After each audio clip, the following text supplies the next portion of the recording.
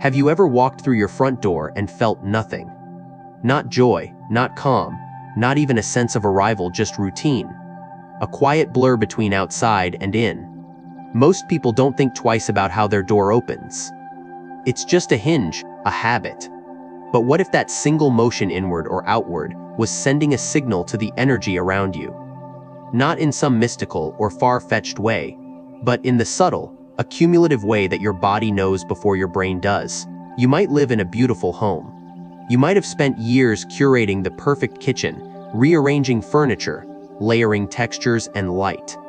But if the very entrance to your space is unintentionally pushing energy away, you could be missing out on something essential, the feeling that your home holds you, protects you, and invites prosperity to stay. Because when a door opens outward, it doesn't just swing, it pushes.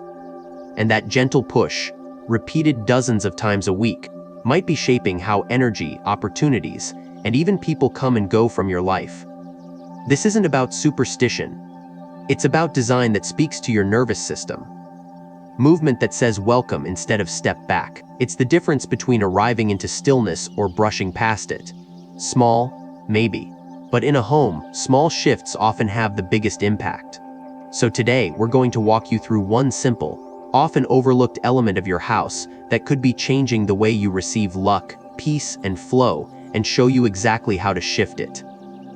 Not by tearing walls down or spending thousands, but by understanding how your home breathes and choosing to open the door in a way that truly lets life in. Part 1. If your door swings out, you might be pushing luck away. If your front door swings outward, here's a question worth sitting with for a moment. What message does that motion send, every single day, to the life you're trying to build? This isn't about blame or superstition. It's about awareness.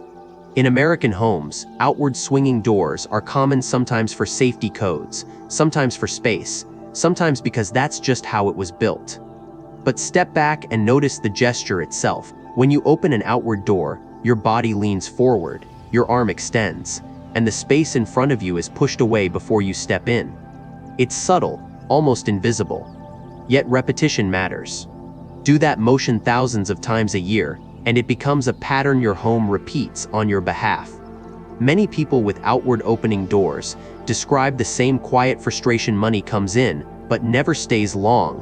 Opportunities appear and vanish. Relationships feel promising, but don't quite settle. Nothing is dramatic or catastrophic, just a lingering sense that things slip through your fingers. That feeling is the first hook, the first signal worth paying attention to. Think of luck not as something magical, but as a sensitive guest. Opportunities don't force their way in.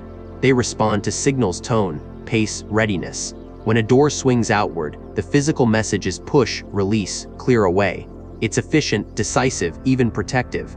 And in some areas of life, that's useful. But at the threshold of your home, the place meant to gather, hold, and restore, that same gesture can quietly work against you. Many American households with outward swinging doors notice a rhythm that's hard to explain but easy to feel. Paychecks arrive, then disappear into unexpected expenses. Plans start strong, then lose momentum. Progress feels like one step forward, one step back. It's not bad luck, it's unstable luck. Energy reaches the doorstep, touches the boundary, and doesn't feel invited to linger. Over time, this creates a home that feels busy but not nourishing, active but not grounding. You might come home tired and feel like rest doesn't quite land. You might clean, organize, redecorate, and still sense something unfinished in the air. On a psychological level, this matters more than most people realize. Homes shape nervous systems. An outward opening door subtly trains the body to stay alert, to clear space, to move things away before allowing entry. That constant micro-signal can make a home feel less like a place to receive and more like a place to manage. For many viewers, especially those who've spent decades taking care of others, working hard, holding families together, this hits close to home. You've done the work, you've shown up. Yet the sense of being supported, held, or replenished still feels just out of reach. This is where the emotional core of the issue lies. It's not that an outward door causes problems. It's that it reinforces a pattern of letting go before holding on. And when life already asks you to release so much time, energy, money, your home should be the one place that does the opposite. Now here's the important turn. The moment this becomes empowering instead of heavy, awareness creates choice. Simply recognizing how your door moves changes your relationship with your space. You may not be able to change the hinges tomorrow, and that's okay. The point is not perfection. The point is understanding the dynamic at play so you can soften it. When you know your door pushes outward, you can consciously create pauses that counterbalance that push.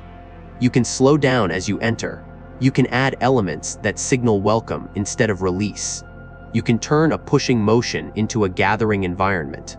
This is why so many people feel relief just hearing this explained. It names something they felt but never had language for. And once named, it becomes workable. This section sets the foundation for everything that follows. Because before we talk about inviting luck in, we have to be honest about where it might be quietly slipping away. Part 2. If it opens and you're already saying yes to good things. There's something deeply reassuring about a front door that opens inward. The movement is quiet, almost ceremonial, like extending your arms to welcome someone in, or bowing gently without words. You may have never thought twice about which way your front door swings. But if it opens in, your home has already been whispering a soft yes to the energy that wants to nourish you. And chances are, you've felt it, maybe not consciously, but in the way your body settles a little differently, the moment you arrive, in the way your breath slows down the second the door closes behind you. That feeling isn't random. It's the house holding you instead of releasing you. And it matters more than most people realize. Unlike an outward opening door, which creates a pushing motion sending things away, keeping what's outside at bay, an inward swinging door invites. It doesn't just let energy in, it welcomes it, holds space for it. Think of the door as a threshold between two very different rhythms, the fast, noisy, reactive pace of the outside world and the quieter, slower, more intentional rhythm of home. When your door opens in, it mirrors that shift. The gesture itself, pulling energy in instead of pushing it out, sends a signal not only to your nervous system, but to the invisible patterns in your life. You're welcome here. You're safe here. You can stay here. This subtle but powerful motion sets the tone for everything that happens beyond it. People with inward opening doors often describe their homes as places that hold things well. Finances stabilize, plans gain traction, relationships root deeper. It's not magic, it's coherence. There's a reason ancient temples, historic homes, and healing spaces are designed with inward opening doors.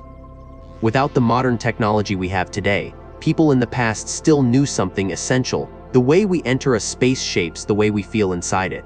And feeling safe, supported, and received is the emotional soil from which everything else grows: prosperity, clarity, joy, rest.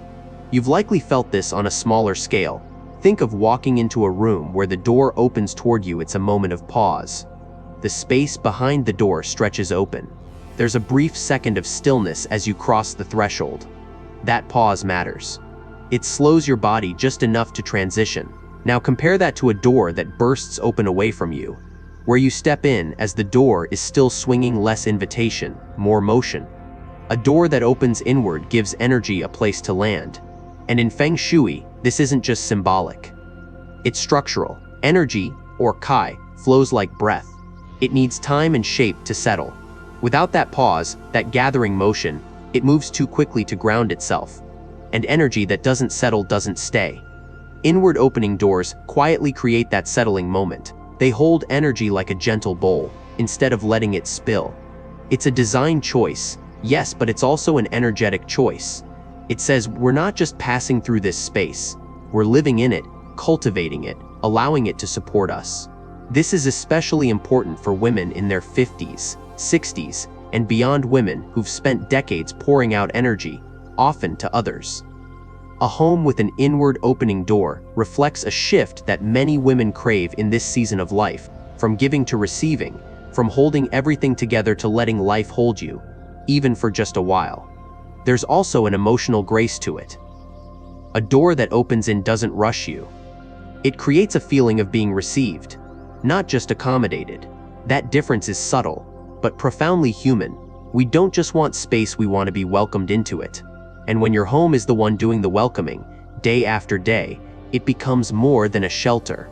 It becomes an ally, a quiet source of support, a place where life can take root again after it's been shaken. Now, let's talk about how this movement shapes behavior. When a door opens inward, it naturally slows you down at the moment of transition. It creates what some call a soft entry. That moment, though fleeting, helps regulate your energy. You're more likely to enter mindfully. You're more likely to notice what you're carrying physically, emotionally, and release it as you walk in. Over time, this changes your relationship with home itself. It stops being the background of your life and starts becoming the place where you return to yourself. That's why people with inward opening doors often describe feeling a kind of anchor in their space. Things feel less rushed. Energy feels more contained, and this has ripple effects: financial decisions made with more clarity, relationships approached with more calm, daily routines that feel less chaotic. Again, it's not about the door alone, it's about the state of being it initiates.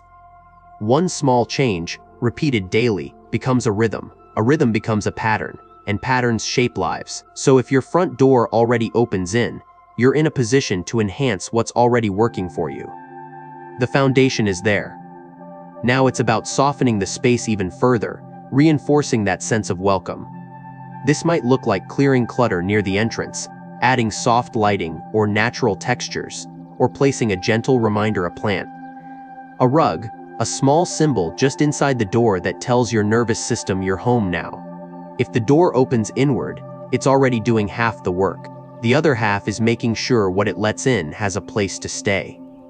As we move into the next part of this journey, where we'll explore how the size and shape of your door affects energy flow, keep this in mind: the way your door opens is not just a design choice.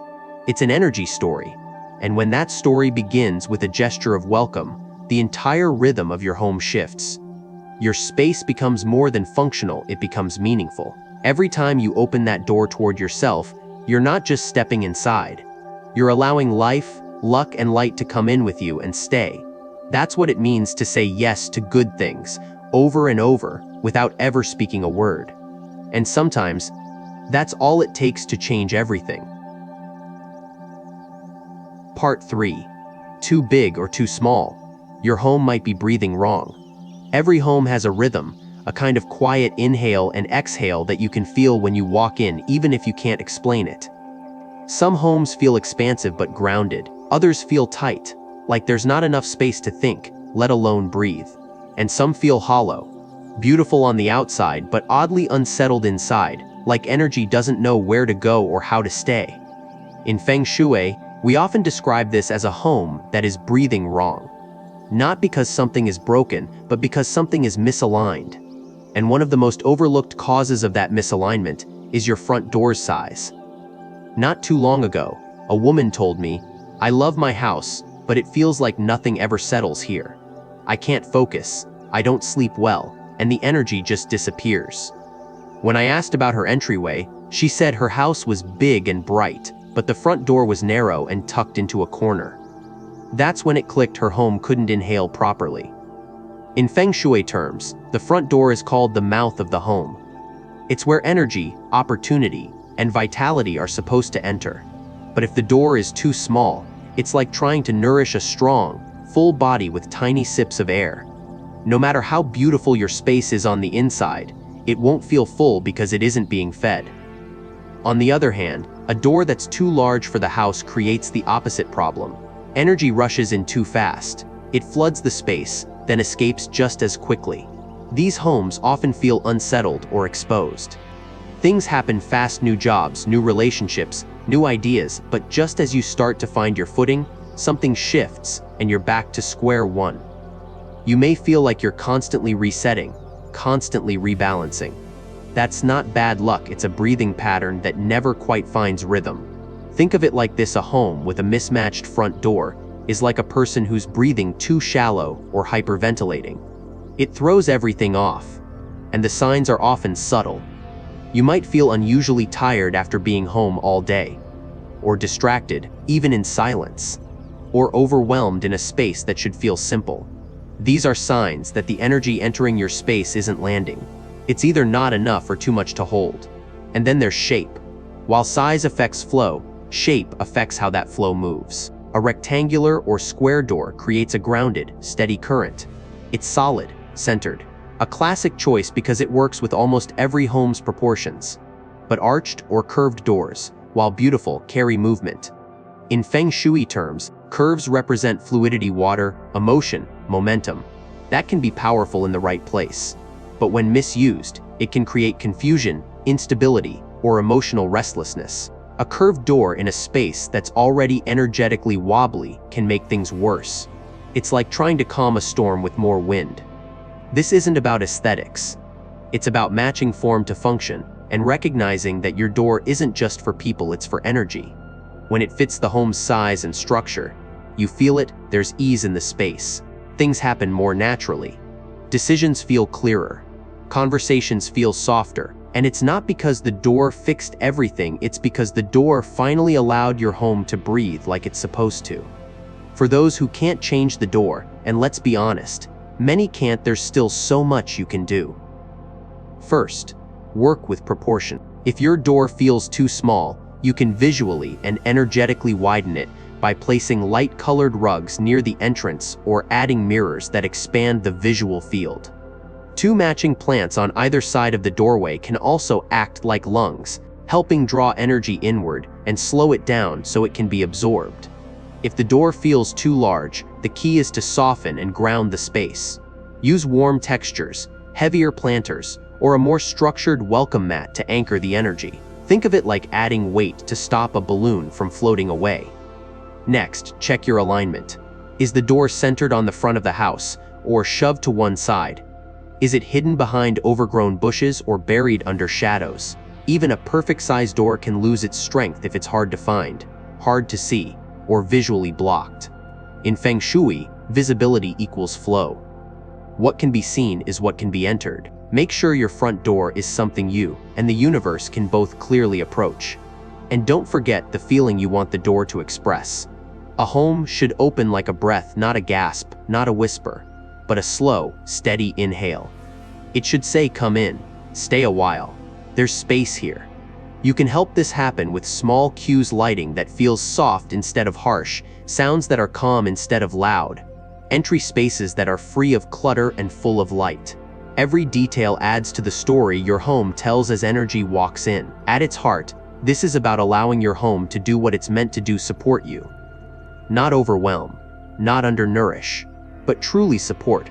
A door that fits well by size, shape, and feeling gives your home the ability to exhale when needed, and to inhale deeply when it matters most. That balance creates a stable energy field, one that helps you think more clearly, rest more deeply, and live more gently. So the next time you walk through your front door, take a moment. Don't just pass through it, listen to it. Does the space open too wide or not wide enough? Does the entrance feel generous or hesitant? And most of all, do you feel like the air inside your home is nourishing you or escaping you? Because when your door breathes right, everything inside begins to breathe with it, including you. Part 4. Small items, big energy shifts. 1. Metal wind chime. Sometimes it's not the furniture or the colors on the walls that shift the feeling in a home, it's a sound. A soft, clear note that seems to come from nowhere and yet it lingers. You walk through your front door and hear it, a gentle chime, just above you, catching the breeze as the door moves. It's not loud. It doesn't try to impress. But somehow, in that single moment, the energy of your home feels awake. Lighter, like something invisible just moved, and you can finally breathe. This is the quiet power of a metal wind chime placed just inside your front door. Not on the porch, not swinging wildly in the wind, but indoors, where its sound is only stirred by your presence. In Feng Shui, wind chimes aren't decor. They're instruments of flow. They stir stagnant energy, clear invisible heaviness, and create movement where things have grown still, but only when they're placed with intention and used in the right way. Metal chimes are especially powerful. Their vibration is crisp, direct, and cleansing. Unlike wood or bamboo, which soften energy, metal activates it. That's why a chime made of 6 or 8 hollow metal tubes is considered ideal. The number 6 is linked to helpful people and divine support. The number 8 to expansion and wealth. Every time the door opens, even just a few inches, the air stirs the chime. And in that motion, energy is invited to shift not just into your home, but within you. For women who carry the weight of a household emotionally, financially, energetically, this can be more than symbolic. It's a permission slip to let go. That soft ring isn't just clearing a doorway, it's clearing a moment, a pause, a reminder that energy doesn't have to feel heavy to be strong. And that sometimes, the lightest sounds carry the deepest change. Hang your wind chime just above eye level, on the inside of your main door, in a space where it won't clang or distract, only whisper. Keep it clean, let it breathe, and let it do what it was always meant to do. Gently remind your home and your heart that energy is meant to move, and so are you. 2 matching plants. There's something quietly powerful about symmetry. 2 matching chairs by a fireplace. 2 hands holding a warm cup. 2 plants standing like gentle guardians on either side of your front door. Most people see them as decoration, but in Feng Shui, they're the gatekeepers of energy, not loud or dramatic, but steady, still, deeply intentional. When you place 2 healthy, matching plants on both sides of your entrance, you're doing more than adding beauty. You're framing the flow of your home's energy, catching what's good, softening what's fast, and guiding it inward with grace.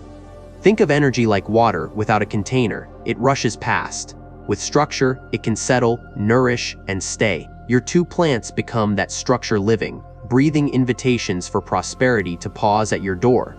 But not just any plant will do. The kind you choose matters. Look for ones with strong, upward growth like the ZZ plant or the fortune plant. Their form says, I'm growing, I'm holding, I'm rising. Avoid plants with sharp, spiky leaves or any that feel too aggressive. What you want is steadiness, not defense. And always choose plants that are thriving. No drooping leaves, no dry soil, no cracked pots. Because the message you send at your front door becomes the tone for your entire home. A vibrant plant says you're ready to hold good energy. A neglected one says you're too tired to receive it. Place your plants evenly, about 12-20 inches from either side of the doorway. Keep the pots simple, clean, and aligned. As you do, notice how the space around your entry begins to feel different, more anchored, more alive. Every time you walk in or out, your body will pick up on that symmetry, and your energy will respond without even knowing why. Because sometimes, the smallest shift in form creates the biggest change in feeling. And 2 matching plants, quietly standing by your door, can be the beginning of a new rhythm, one that says, this home is balanced, rooted, and ready to grow. 3 red welcome mat with wealth character. Before anyone steps fully into your home, their feet touch the ground first. That moment, often overlooked, is where energy decides how it will enter. Fast or slow, welcome or uncertain, held or hurried along. A red welcome mat with the wealth character works precisely at that moment, quietly shaping the way prosperity arrives and whether it feels invited to stay. It's not about belief or tradition. It's about signals, visual, emotional, and physical, that your home sends every single day. Red is not chosen because it's dramatic. It's chosen because it's grounding and activating at the same time. In American homes, red at the entry does something very practical. It marks a boundary. It says, this is the threshold. This is where outside noise ends and something intentional begins. When energy crosses that boundary, it slows down. It becomes more present. And that pause is essential. Prosperity, like people, doesn't settle in spaces that feel rushed or careless. It settles where it's noticed. The wealth character adds another layer, not as a symbol to worship, but as a clear message. Words and images shape perception. We see them, register them, and respond often without realizing it. Every time you step over that word, your body repeats a quiet agreement: this home is a place where value is welcomed. Over time, repetition matters. Not in a forced, motivational way, but in the same way a familiar path becomes easier to walk. The mat becomes a small ritual you don't have to think about, yet it subtly reinforces readiness to receive, to hold, to sustain. Placement is simple, but it matters. The mat should be centered, flat, and clean. No curled edges, no fading, no clutter layered on top. A worn or neglected mat sends a mixed message, like setting the table for guests, but forgetting to clear yesterday's dishes. If your entry doesn't allow space outside, place the mat just inside the door, as the very first thing your feet touch. That first contact is key. It's where energy listens.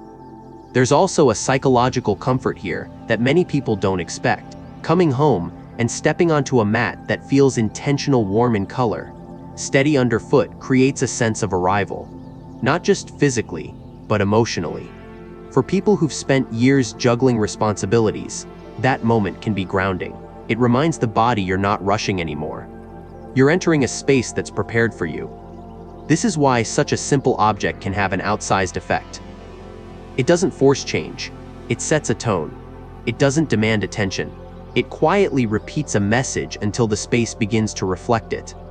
And when combined with the inward opening door, balanced plants, and gentle movement we've already discussed, the mat becomes part of a larger conversation your home is having with the world. A red welcome mat with the wealth character isn't about luck appearing overnight. It's about consistency. About telling energy clearly, calmly, and every day you are welcome here, and there is room for you to stay. That's how small items create big shifts. And that's how a home begins to support prosperity without ever raising its voice. For Feng Shui gourd hulu, there's a quiet kind of protection we all long for, not loud, not rigid, but steady and watchful. The kind that doesn't interrupt your life, but holds it. That's the energy the Feng Shui gourd, or hulu, brings to a front door. It doesn't call attention to itself. It doesn't ask for praise. It simply hangs there, small, rounded, and graceful, catching what the eye can't see, and holding what the heart needs most: peace, protection, and stability. At first glance, the hulu looks like just another decorative item. A curved vessel, usually made from brass, wood, or ceramic. But its power lies in its shape. The narrow neck captures energy, while the full, rounded body stores it. In Feng Shui, that shape is no accident. It mirrors the way a healthy home should function, able to receive energy gently and hold it without leaking, scattering, or overwhelming. When placed just inside your front door on the left or right side, depending on your space, the gourd becomes a kind of energetic filter. It doesn't block what's coming in. It softens it, calms it, sorts it. It allows nourishing energy to enter and settle while quietly absorbing what doesn't belong. If your door faces a busy street, a sharp corner, or just feels exposed, this one small object can make the whole entrance feel less vulnerable, less raw. And if your home has felt tense arguments, restless sleep, uneasy children, the hulu offers grounding where words often can't. But the real beauty of the gourd is that it works with subtlety. It doesn't stir the energy like a chime or balance it like plants. Instead, it holds it. And that's something many women especially understand deeply: what it means to hold space, emotions, memories, hopes. The hulu mirrors that feminine wisdom. It reminds the home that not all energy needs to move fast or loudly. Some energy simply needs a place to rest. Hang your gourd at or slightly above eye level, just inside the frame of the main door, not in the center, not where it blocks. Let it sit quietly, like a gentle presence near the edge of a dream. If you prefer privacy, tuck it into the shoe cabinet or behind the door. But never forget to check it, clean it, and care for it. A cracked or dusty gourd sends the wrong message: that protection isn't active, that space isn't being honored. The best part, you don't need to believe in anything mystical for the hulu to work. It's less about magic, more about message. A message your home gives to the unseen: we are protected here. We are whole here. What enters this space is held with care. And sometimes, just that quiet declaration spoken without sound is enough to change the way your home feels and how life unfolds within it. Final, if you've made it here, still listening, still feeling, still walking through these ideas with me, I want to thank you. Not just for your time, but for your presence. Because this isn't just about doors and plants and wind chimes. It's about the relationship you have with your home the one place that's meant to hold you when the world outside doesn't know how. We've explored how a door that swings out might quietly reject what you're trying so hard to receive. We've seen how a door that opens in says yes softly, daily, to abundance, to peace, to grounding.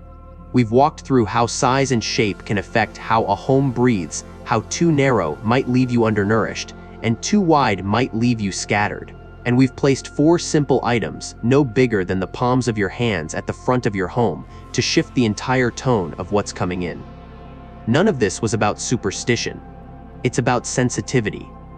About how form shapes feeling. About how energy, just like us, needs rhythm, invitation, and somewhere to land. The wind chime brings movement. The plants bring balance. The red mat sets intention. The gourd holds protection. Together, they don't just change how your home feels. They change how you feel inside your home. And when that shift happens, even just slightly, life starts to soften in places where it once felt hard. I hope these words didn't just give you information, but gave you permission to see your home differently, to adjust one small thing, to create space for the energy you've long been calling in. Sometimes the biggest transformations don't begin with walls being torn down. They begin with awareness and a gentle hand brushing the air at your front door. So wherever you are, whatever season you're in, may your home be a place where good things find you and choose to stay. Thank you for being here. You are always welcome.